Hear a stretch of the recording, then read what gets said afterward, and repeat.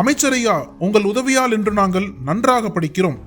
இப்போ நீங்க வருவீங்களோ வரமாட்டீங்களோன்னு நினைச்சோம். நாங்க படிக்கிற கட்டடத்தை பாருங்க, மலையில் ஒழுகுகிறது.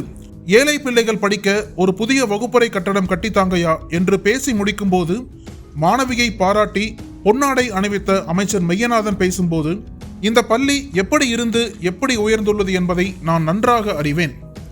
பெற்றோர்களின் பங்கும் உழைப்பும் தான் இன்று சிறந்த பள்ளிக்கான விருது பெற வைத்துள்ளது.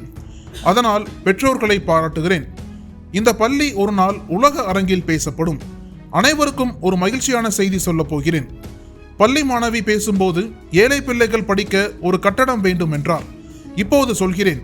ரூபாய் 35 லட்சம் மதிப்பீட்டில் 2 வகுப்பறை கட்டடம் விரைவில் கட்டப்படும்.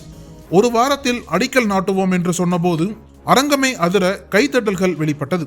மேடையில் மாணவி வைத்த கோரிக்கையை உடனே நிறைவேற்றிய அமைச்சரை பொதுமக்கள் பாராட்டி சென்றனர்.